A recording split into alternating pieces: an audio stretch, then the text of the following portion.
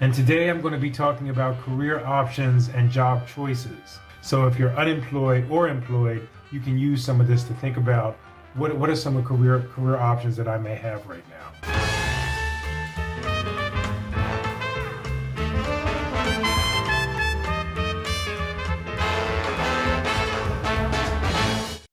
Hello again, this is Gary Hines from the Gary Hines Consulting Group and another edition of EVF, Escape Velocity Formula.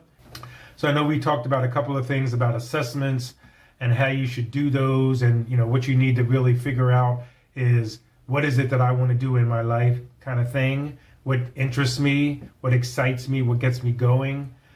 So now it's time to maybe take that to the next step. Having gone through the preliminary exercises that I suggested before, it's time to now brainstorm some logical options to get market feedback and then narrow down the possibilities to a carefully thought out list of initial career options and job choices.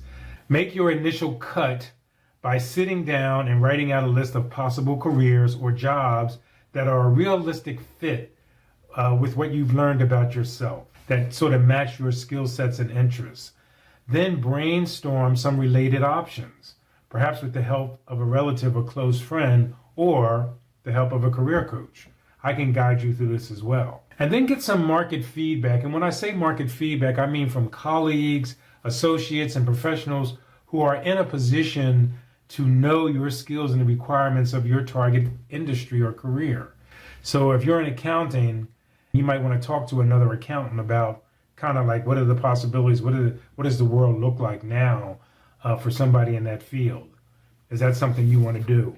The next thing you want to do is establish what is called an employer wish list of adjectives that describe your ideal employer.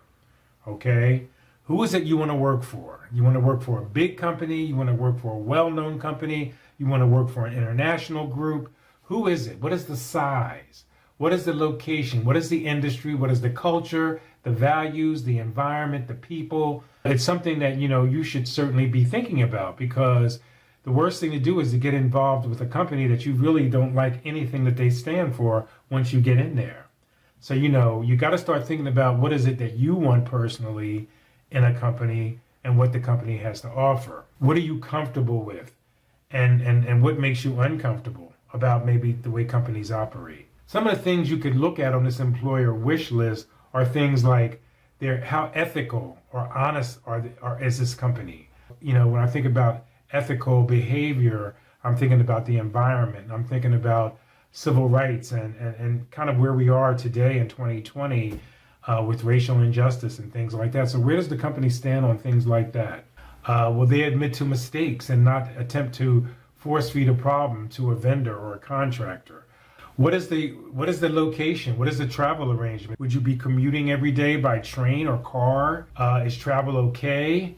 You got to think about a family. You got to think about, time to get there in the morning and get home at night. So, travel and a geographical radius is also critical to your employer wish list. So does the company appreciate new ideas and ventures and calculated risks? Do they micromanage people? Now, some of this is going to be hard to find out if you don't know anybody at the company, but you can sort of tell sometime by their public messaging how they do things, how they feel about things. In today's technology world, and with all of the different profiles and sites and social media out there, you can sometimes find out a lot about a company just by looking at their website. Are they non-corporate? Are they stable? What are their projections for success? And are they stable? Do they have a good reputation? So these are some things that you certainly want to think about when you are evaluating a company. So then we move on to what I call a perfect job description. So again, now is the time to draft your own perfect job description. Here is your big chance to finally design the job you've always dreamed of. You want to be bold. You want to use your imagination. You want to do some research, go online, go through your old employment files, read some ads, do whatever you need to do to create what you would call a really, truly perfect job for you at this point in your career. Like, what would be perfect for you? What would the title be? So, for example, Director of Technology and New Media. is a title that you could live with because that means something to you and that brings to focus what it is you want to do. What is the overview of this job? So if you're the director of technology and new media, what's an overview? How would you promote this job? What is this job all about? And then you might want to move down to what the candidate would bring to a position like this. So again, you're thinking of keeping yourself in mind. Do you have a degree?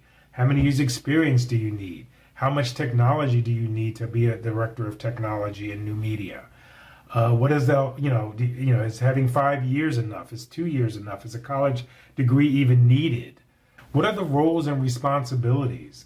What would you be doing on a daily basis, on a monthly basis? Would you have a staff? Would you be supervising people? How accessible are you to the leadership in the company? This kind of thing. And then finally, what is compensation for you? And you can do this by going to salary.com. You can go to glassdoor.com. This stuff is very critical for you in your career strategy and management. I can help you along with this process. I can guide you in the right direction of where you need to go. This is going to make you much more aware up here of where it is that you want to go, where it is, things that are comfortable and valuable to you. As part of my strategy and my plan and the escape velocity formula, I utilize this step to really, really dig into somebody's brain and psyche to figure out what is it I really want to do? What company do I really want to work for? Just recapping these career options and choices, you want to go from exploration to execution. You want to make that employer wish list. You want to also do some research on think of some companies. Think of 5 to 10 companies maybe in the area that you'd like to work for. Do you want to work for Comcast? Do you want to work for a startup? Do you want to work for somebody who is maybe based in New York City or Washington, D.C. and has a satellite office in Philadelphia? I don't know. As you're out there job searching, you consider yourself, I have to keep in mind that I want the company to be small. I want the company to be green focused, various things like this. So let's talk. Give me a call, give me a buzz, so we can certainly find out what it is that you need to do and where you need to go next. So I'm Gary Hines, Gary Hines Consulting Group. My website is garyhinesconsulting.com. Phone number is 215-954-8309. Thanks all. Thank you for tuning in today. I hope you were able to learn something new and valuable that will help you along your path and career journey. Contact me, Gary at garyhinesconsulting.com, and subscribe to my channel for the latest and greatest information for you and your career.